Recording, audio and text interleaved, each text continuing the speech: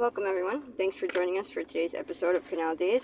As always, I'm your host Carrie, along with my co-host, founder of the Historical Tours of Greater Holyoke, Robert Camus. Our Canal Days series delves into the vast collection of historical sites throughout Massachusetts, with Robert's expertise of the local history as our personal guide.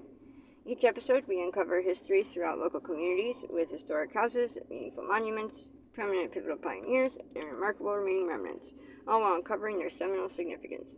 Today's episode of Canal Days will be canvassing the Chicopee River. So, can you describe the features of the Chicopee River? It has many features, and we'll talk about those. It has tributaries, it had uses, and it still has uses.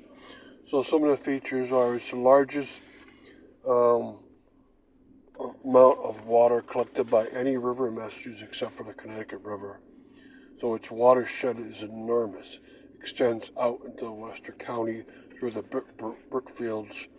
It extends upwards to northern Hampshire, Franklin, and Worcester counties through the Swift River and the Ware River. So the amount of water it takes in is simply incredible. So it's probably the largest tributary of the Connecticut River by the amount of discharge it puts into it. And I think it beats the ones up higher up in Vermont. So it's an enormous reason why the Connecticut River gets even larger as it passes through Chicopee. And it's big enough already. So the Chicopee River pretty much starts in Palmer at the Three Rivers section, where there's a juncture of the Ware River and the Quaboag River.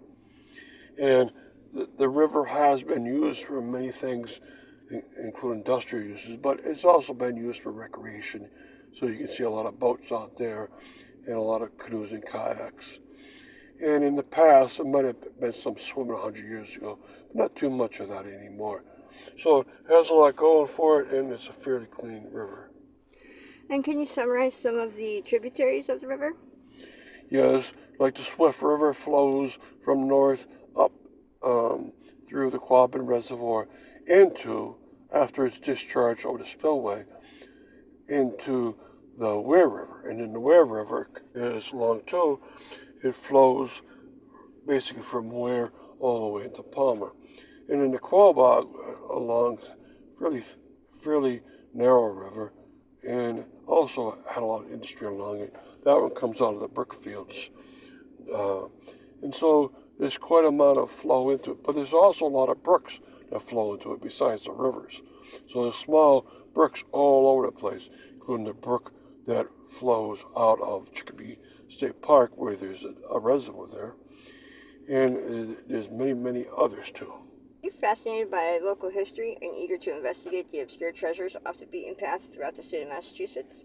Or maybe just seeking an unforgettable cultural activity for family and friends to enjoy? Look no further than Historical Tours of Greater Holyoke, founded by Robert Camus. With over a decade of experience, Robert offers captivating tours and presentations of historic sites and landmarks throughout the state. Whether you're interested in canals, cemeteries, charming churches, and more, Robert's tours provide a unique and enriching experience for all. And that's not it. You can also schedule private tours tailored to your interests, ensuring a personalized adventure and unforgettable memories.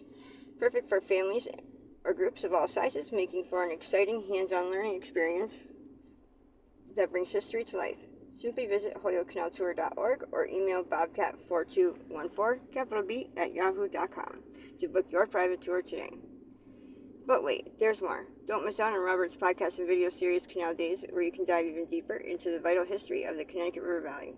Plus, for those who may not be local or would rather enjoy on the go or from the comfort of their home, Canal Days brings the adventure right to your screen.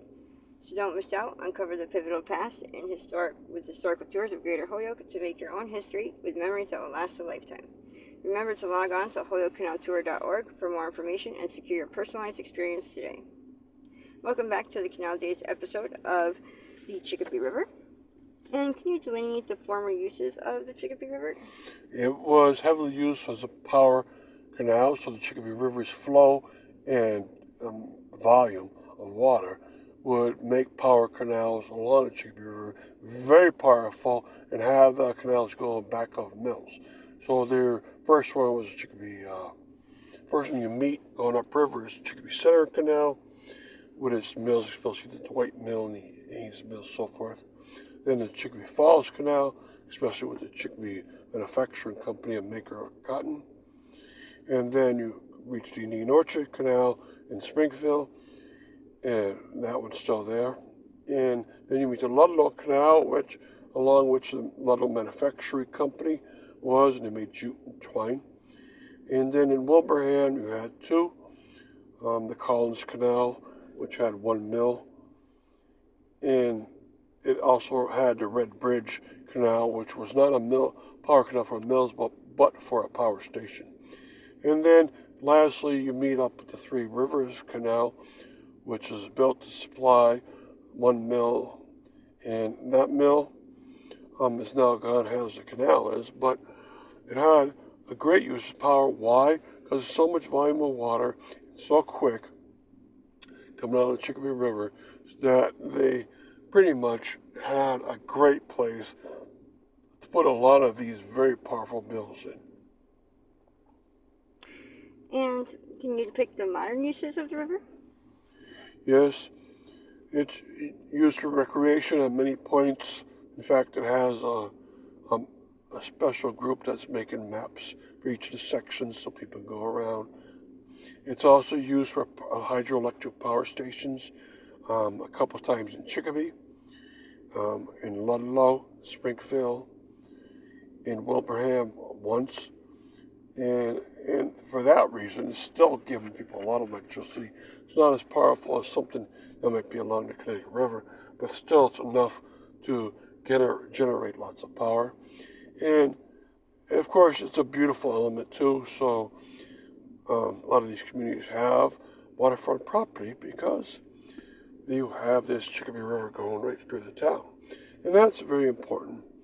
So I do presentations on this Chicopee River in terms of the power canals that they use, but I also talk about the villages and churches and cemeteries along the way, because all these canal villages, they needed everything, schools, workplaces, so forth, that every place would need.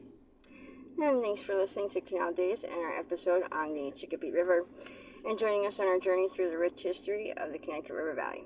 We hope you enjoyed uncovering some of the hidden and overlooked marvels and their fascinating stories that shaped our past in the state of Massachusetts.